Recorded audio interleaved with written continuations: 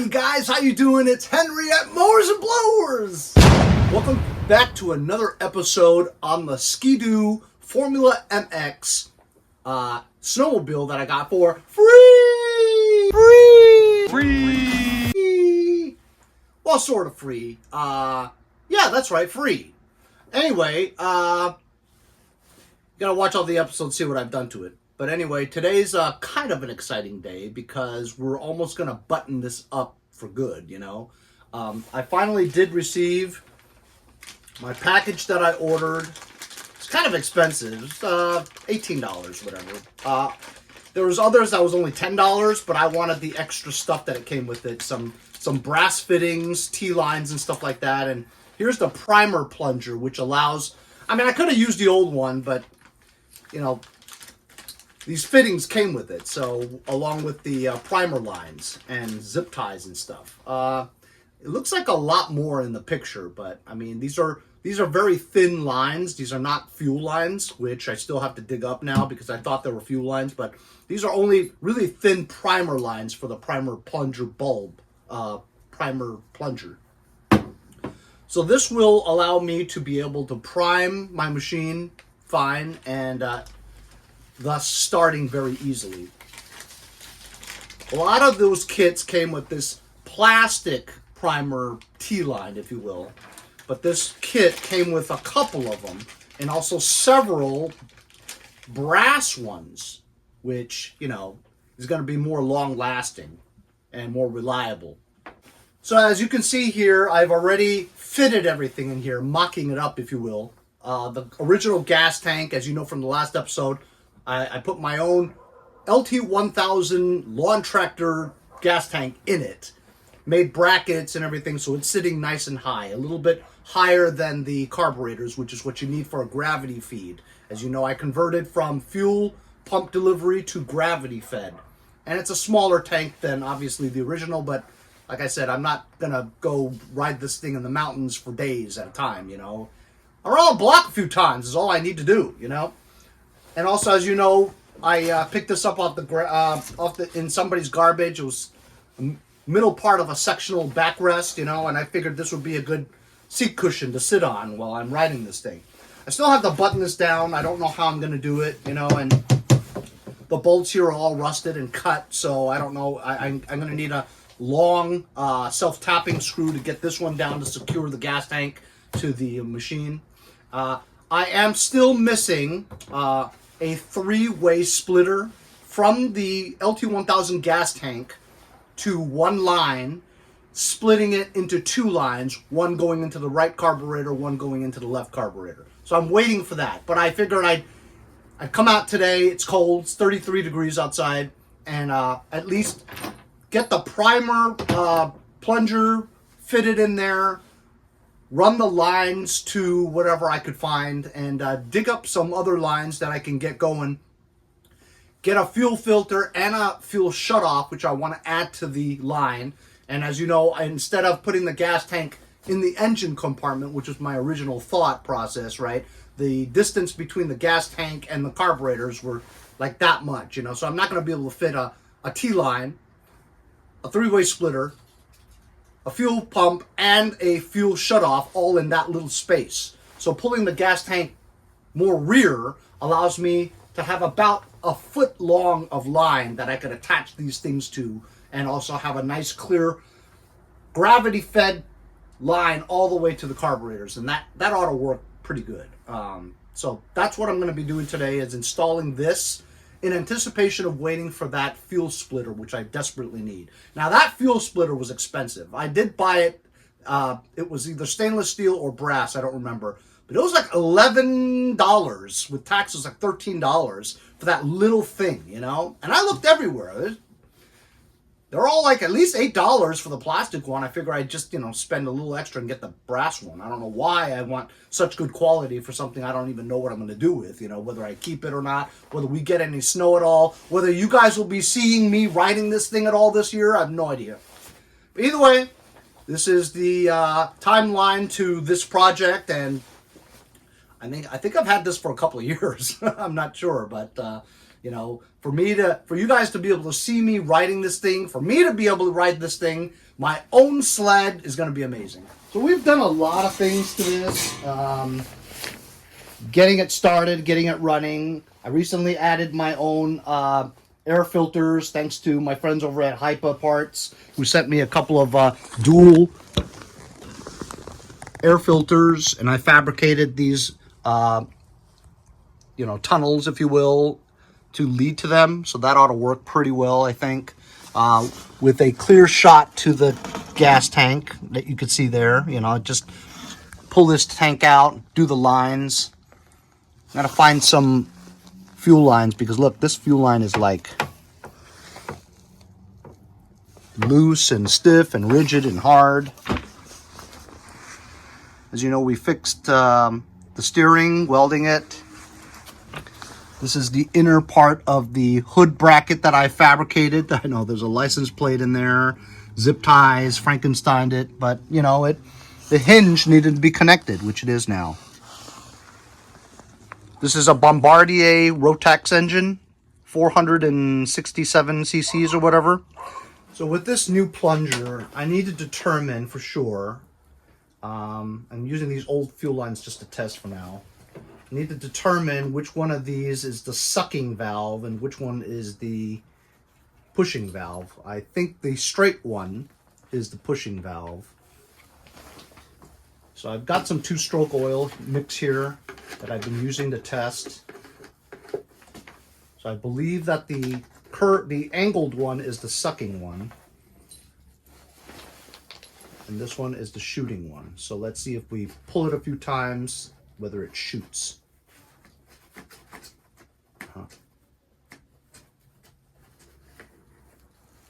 So let's stick the straight one in here and see if it sucks up fuel and shoots.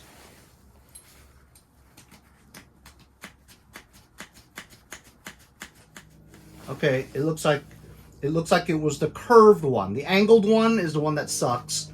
The straight one's the one that shot out, like I thought so in the beginning. There we go. Boom, boom, boom.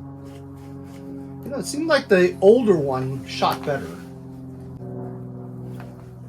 Anyway, it works. So it's the straight one that shoots, okay? Now that we know that.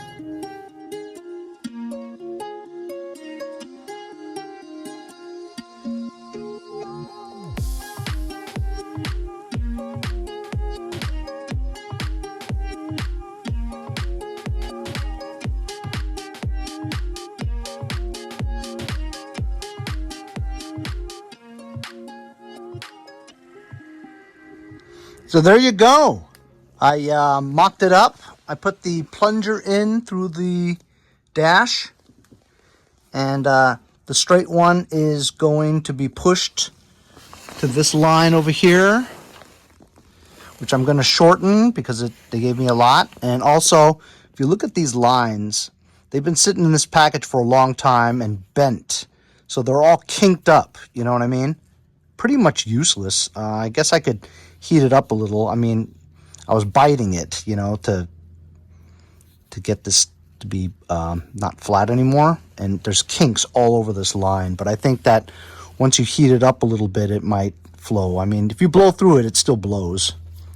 But so I'm going to shorten this line. And as you can see here, look what I did.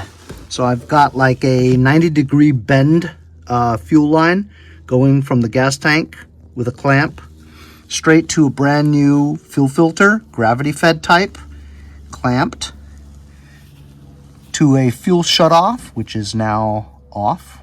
So fuel would be flowing to my primer plunger nozzle, where fuel goes through here, and then you can suck fuel from here, and this line will go directly to the sucking line, which is this long thing here. And then that's hooked onto the sucking nozzle, and then you pull this to suck fuel from the gas tank, and then you push there, as you can see, the straight one was pushing fluid straight to this T-line right there that pushes primer fuel into that carburetor and into that carburetor. So that ought to work. This is the left side of the snowmobile. This is the left carburetor. I replaced this fuel line that goes into the carburetor because the one over there was like super stiff, like plastic almost. This one's at least bendable, see, and rubbery. Unfortunately, it's the only one I have. The right carburetor here, I mean, it looks good, right? But it's super stiff. You can't even bend this. If you tried to bend it, it would break it. And then, as you can see, that one's flared out a bit. But I'm gonna try to use it, I guess. I'll cut this part off so that it's, you know, the correct diameter, and hopefully with some heat, you know, I'll use a heating gun and try to make it more pliable so it will stick on. This one had a switch here, but it goes to nowhere. Don't know what it was for. Maybe it was the planned lights that he wanted, where he drilled 2 holes into the gas tank. Not a good idea. So we got air filters now. I feel good about the air filters. I guess I could run them without air filters, but honestly, it's not the cleanest engine bay area. It's got like leaves and little branches, whatever, dust, debris, and I just don't want it to suck into the carburetor because I do not want to take that crap apart. I do not. So right now it runs good.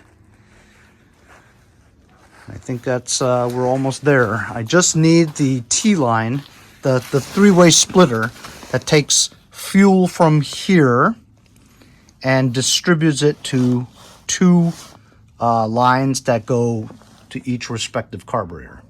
That's what I'm waiting for, and once I have that all hooked up, we'll button up the gas tank and the this funny seat there that I'm going to try to affix onto here. I have no idea how. So I'm going to do a test run. This is the line that sucks fuel from the nozzle. I haven't connected it yet, but I'm going to stick this in there. I know the line's really long right now, but I'm just going to stick it in anyway. Just see if it gets any. So I'm going to pull it.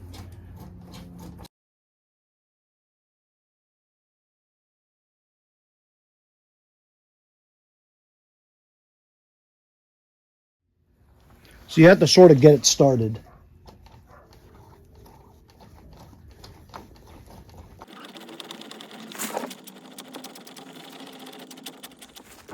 So it wasn't priming. This new plunger sucks. Doesn't work. Just doesn't work. So I put the old plunger back in, and look.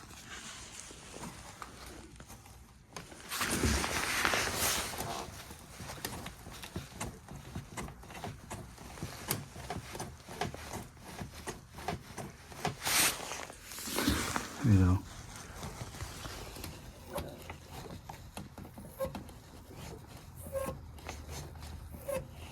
Perfect. Now we got it primed. Let's start her up, huh? What do you think?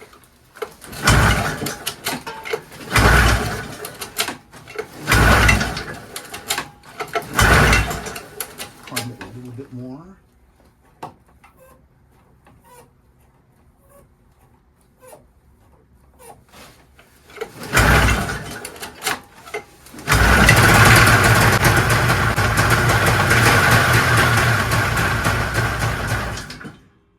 Awesome.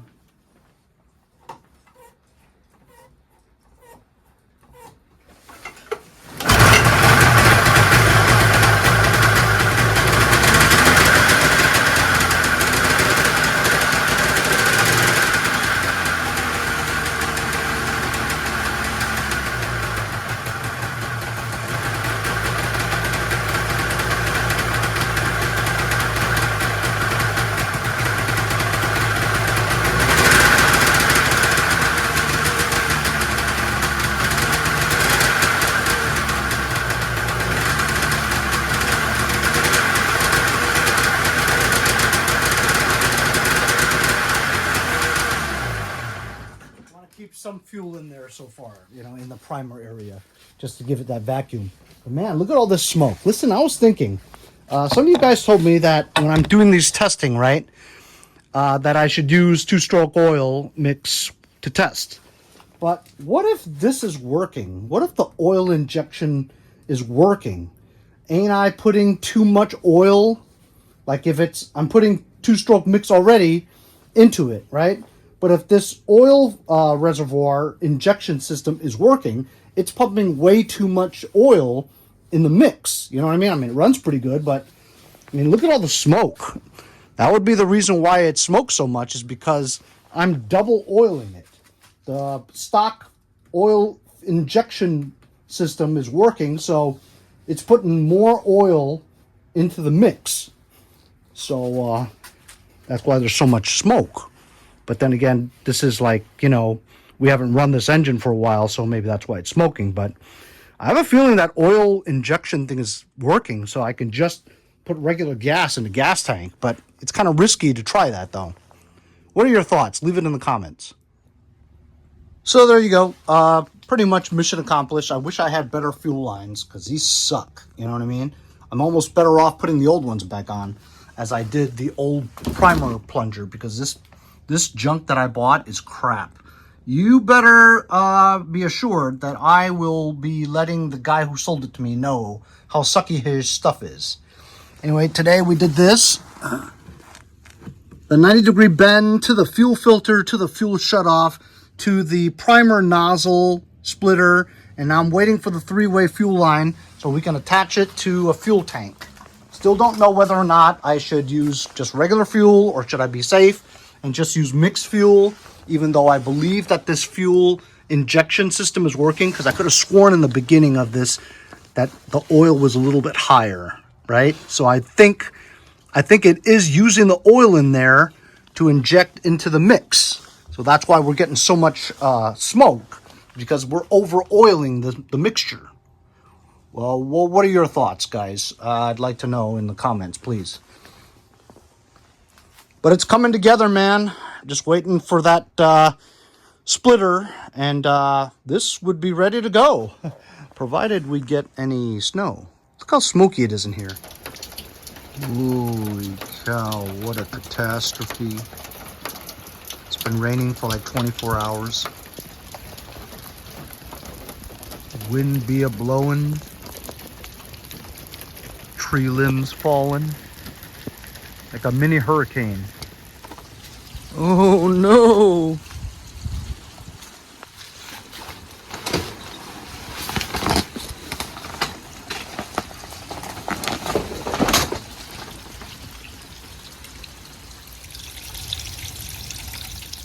Well, it's a good thing that the snowmobile is in the garage, so I can work in here while it rains cats and dogs outside. Here's the final piece of the puzzle that I was waiting for to complete my snowmobile. It is the 3-way fuel splitter. This thing was $10. I mean, it looks like it's good quality, whatever. Anyway, so fuel line from the gas tank is going to go here. Fuel goes to a splitter, which takes it to the left and to the right carburetor. And then it'll be all set. You can see from previous episodes, I have concocted a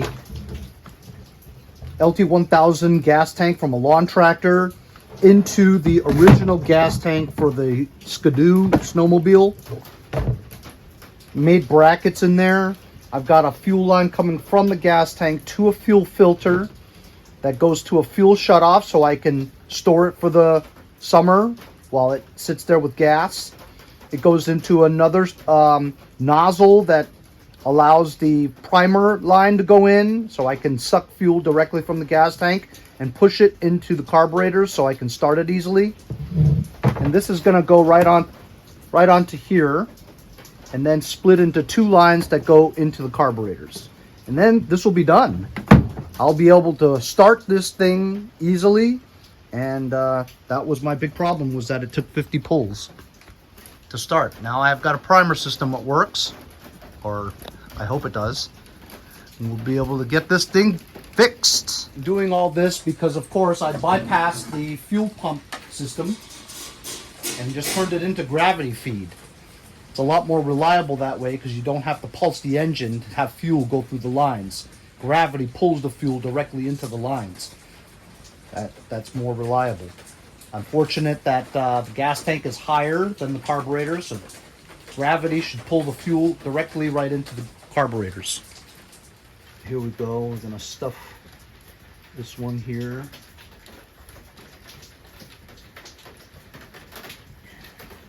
Got some hose clamps, keep it snug. After we connect all this, I'm gonna mix some two-stroke fuel. So I don't trust the fuel of the oil injector yet. I'm not sure if it works or not. So to run this thing in the beginning, we're gonna have pre-mix, you know, maybe not so much oil as it calls for, because you're gonna assume that a little bit of oil is injected from the oil injector into it. If it works completely, we're gonna have way too much oil because I've already pre-mixed, right? And then I think that's why it smokes so much. It smokes a ton. So I think the injector is working, but I'm just not sure. So anyway, here's the line from the primer. Yeah, this sucks fuel from the line. We're gonna attach this. Hello.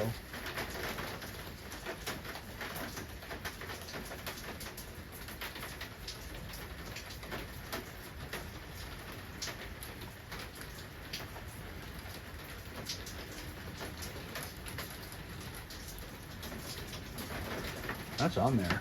So you know what? Got just a tad bit of fuel mix here. Just gonna dump it in here. You know what? It's gonna come out. So let me shut it off. I'm gonna secure the lines. I'm gonna slip this through. And we're gonna connect the remaining part of this. Maybe I shouldn't have done that so fast.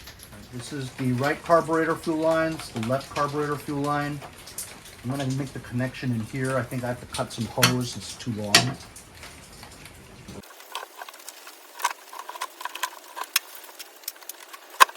Secure this tank down with like a bolt or a screw or something like that.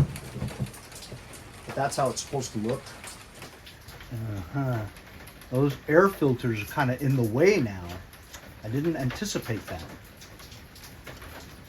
Because they're in the way, you're not going to get a complete gravity feed. Maybe I'll remove this for now. It's just taped on here.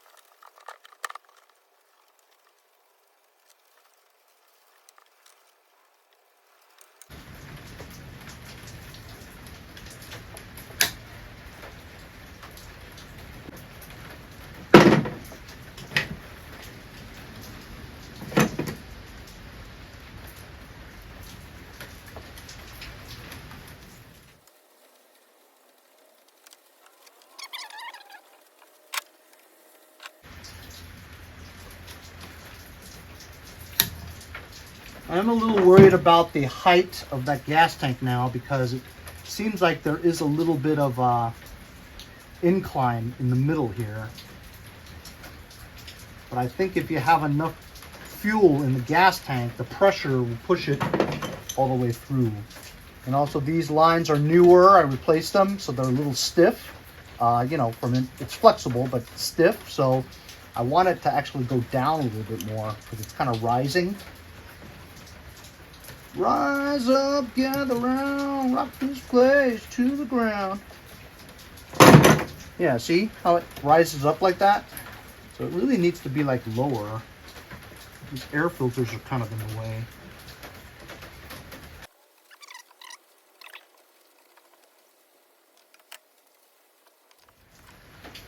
Remember, I wasn't even going to put air filters on here. So this is just like a precaution. I always worry about stuff getting sucked into the carburetors from the air filter, so I felt like I needed it. Even though they say snowmobiles, snow blowers, you don't need air filters. The way the height of the carburetors, how close it is to the base over here, the frame. I just feel like there could be stuff that gets sucked in there. Because under full throttle, carburetors act like vacuum cleaners. They suck whatever's in there. There's like small leaves and stuff, whatever debris, it'll get sucked right in there. So I want to have these air filters, but like I said, the air filter pushes this line up, and I'm worried about the fuel not moving down there.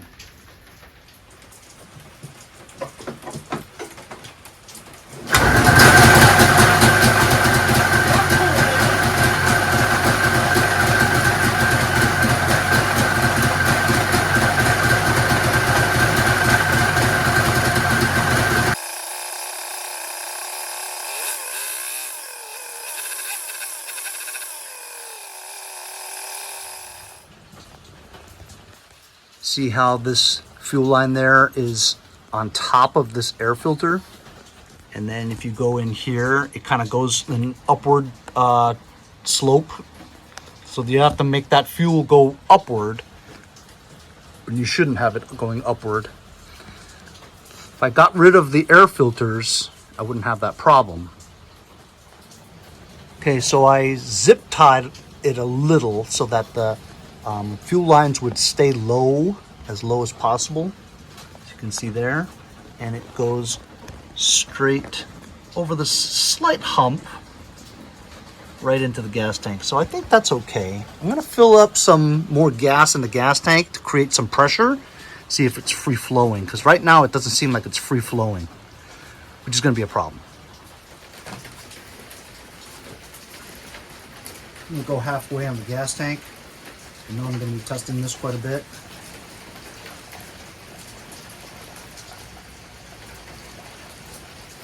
Of course, this is a lawnmower gas tank, so it doesn't take up that much fuel anyway. I just want to test and see the pressure. So it's got about almost a half a tank, and it looks pretty clear, so I'm going to put a little bit of two-stroke in there. I'm assuming that the oil injector is kind of working. But just to be safe, we'll put some oil in here so that it, maybe a little bit more, so that it lubricates the bore. Got some protection instead of none. That might be too much, actually. It's going to smoke like a mother. Mother's smoke? That's some mother smoke. Not good for you. So there are some air bubbles in the fuel lines. But I think as it goes, it'll be okay. So I'm going to run this a little bit longer this time.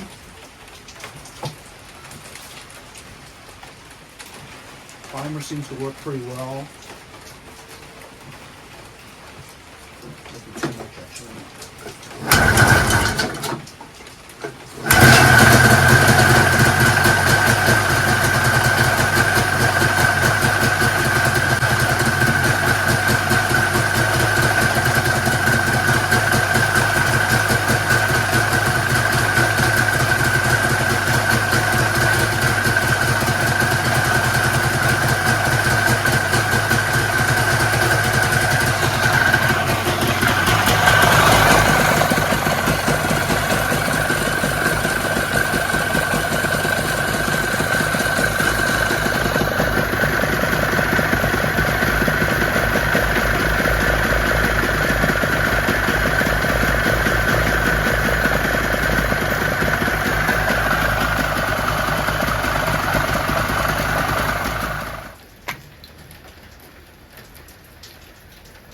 Well, maybe they are.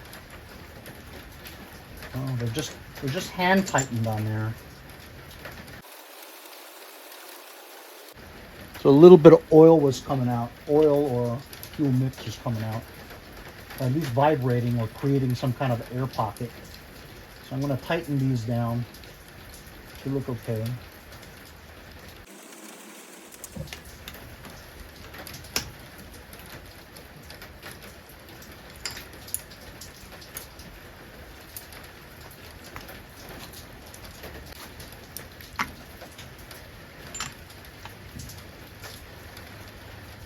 Yep, they were just hand tightened.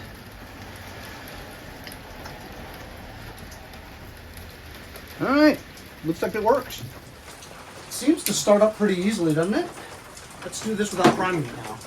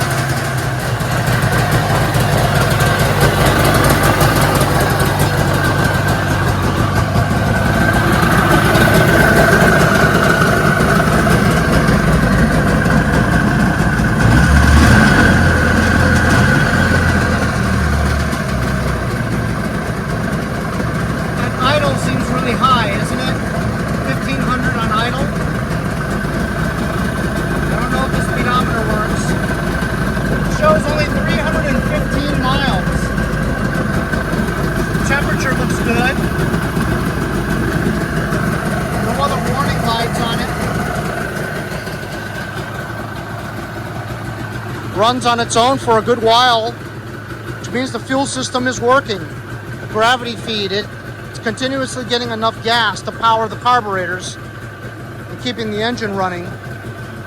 Primer works like a charm. Does smoke a lot.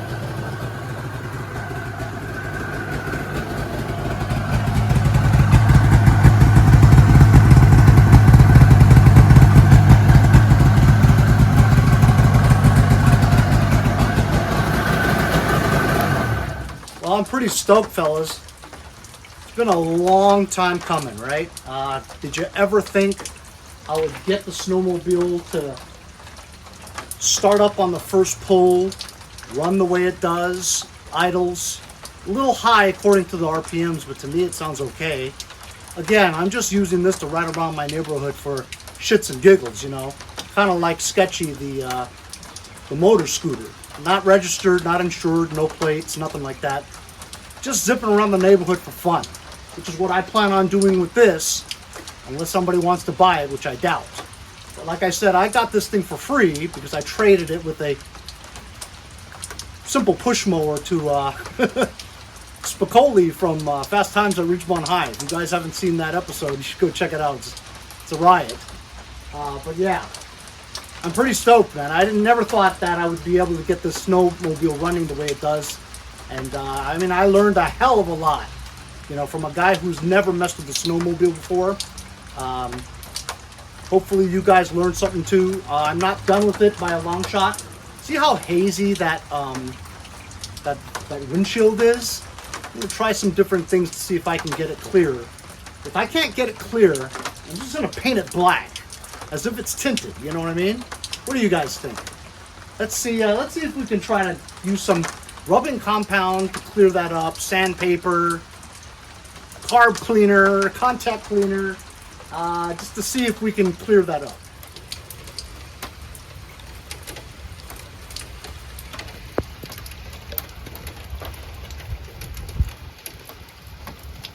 As you know, I needed one more part to complete my tractor that's in the shed. The two-tone one, orange and red, you guys saw that episode. I was only missing the transmission shifting sector bezel plastic thing. I got one for my friend Mark, but it didn't fit. My friend Roger McDonald, longtime fan and subscriber, found it on eBay, bought it for me, and had it sent here. Thanks a lot, Roger. Really appreciate your help. It looks the same narrowness, but the brackets look like they fit perfectly. Let's go try it out. Holy cow, what a freaking disaster. The wind is so bad that it almost wants to open the doors for me.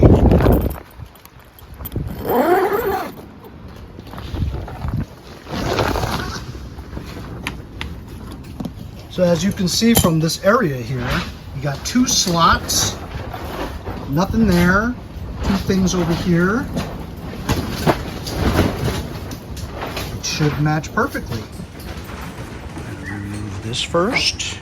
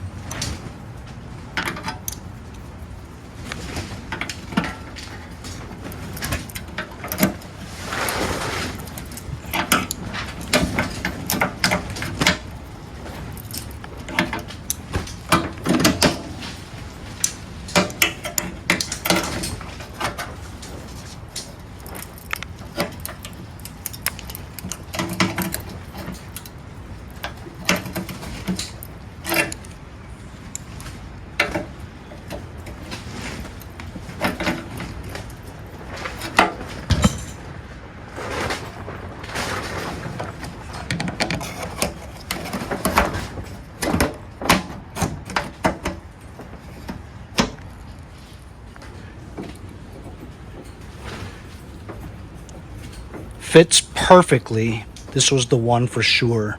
Also came with the bolts too, which is nice.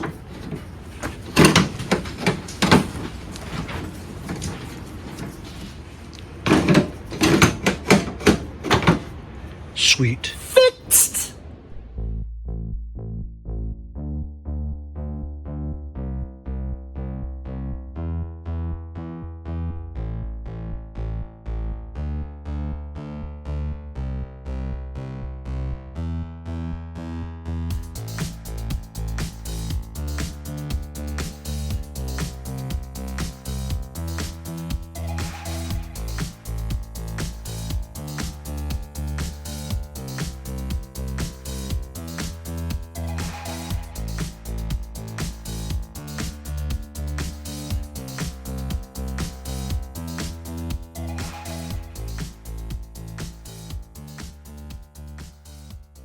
Just try some super clean, see if that helps.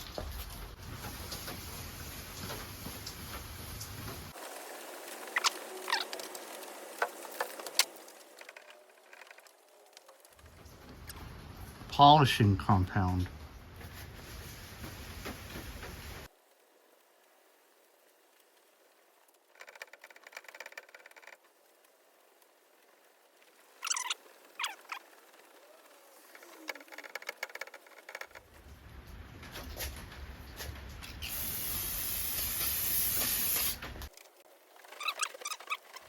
Sandpaper, water.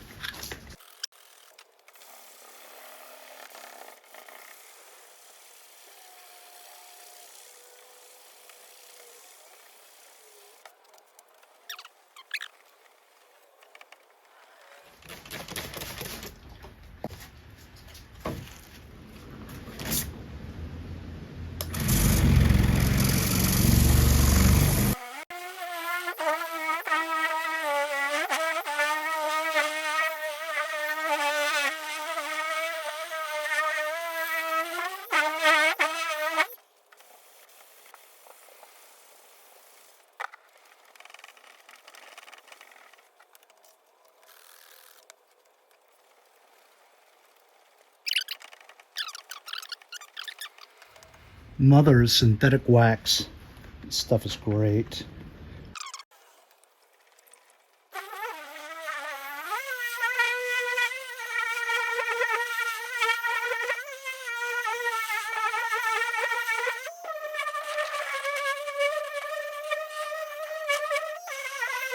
I think it looks worse than before.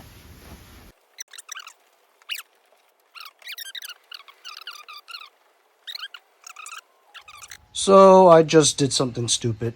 I was trying to secure this bracket over the gas tank to this stud here, right? Well, the stud's cut off so it won't reach. So I was going to drill another hole there and just drive a screw through there to hold the bracket.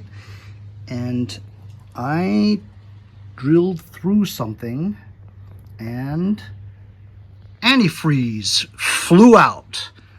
So I checked on the bottom of this thing. There's like a radiator all along here that I think goes through this hose here, circulates from one to another. So there's like a radiator under here for the cooling system, which I never knew. So now I just screwed myself because I put a hole in the radiator. I'm going to try to put a screw in there just to block the hole. I'm never going to ride this long enough for it to overheat. Oh, man. Okay, I just drove a 5/16 bolt, and it's really tight. So hopefully that plugged the leak. Oh, man. You live and you learn. Never knew there was a radiator under there. Now we'll put this seat on.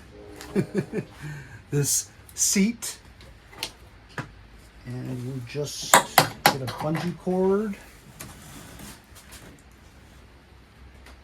And keep it on. Fixed! Hey, seat cushion, whatever. It works.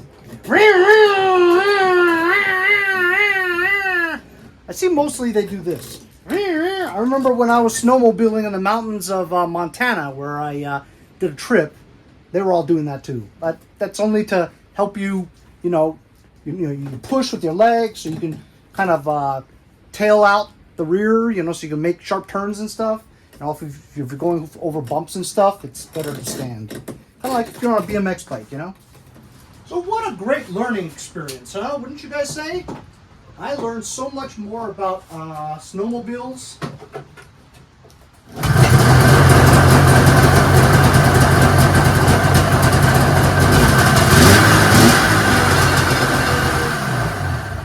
Now this snowmobile starts in one pull. Amazing. So with all projects that you've never done before, everything seems really intimidating to you.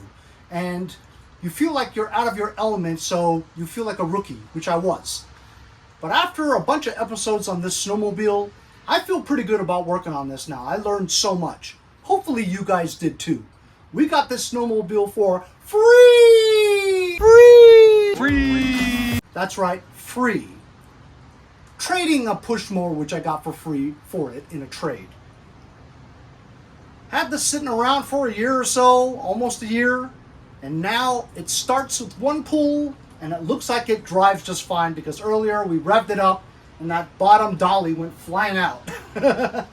So I might try to make some kind of a wheel, temporary wheel for the front skis, and we'll roll it out into the driveway and see if I can if this thing moves up and down the block.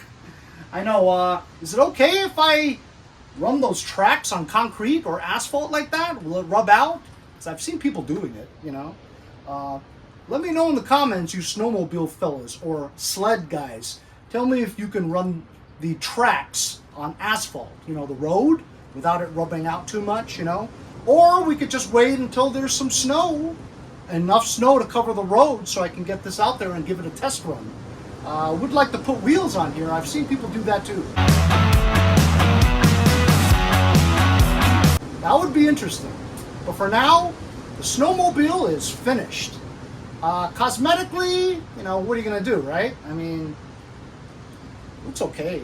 Hopefully that hole that I put in the radiator doesn't cause a problem in the future, because there's no way I'm going to replace that radiator. It's huge. It's like this size. I looked underneath. Crazy. But anyway, thanks a lot for joining me, fellas, on this long series of the snowmobile Skidoo 1985-86 Formula MX 2-cylinder Bombardier Rotax engine. Engine runs great, and I think the oil injector works. Well, we've got 2-stroke fuel premix in there, and we could probably run it safely for quite a while. no leaks so far that I could see, and so I think I did a good job on converting it from fuel pump, fuel delivery system to gravity feed. And you got it going on there, and when you store this for the summer, just turn the fuel shut off. Or just drain the gas. It's easy enough, right? Take the whole gas tank right off, given that I haven't secured this onto the sled. But we got a seat now. Looks jigged, whatever, but you know, those things are really expensive. Anyway, I hope you guys enjoyed it. I'm glad that you enjoyed it, and we'll see you guys next time on Mowers and Blowers.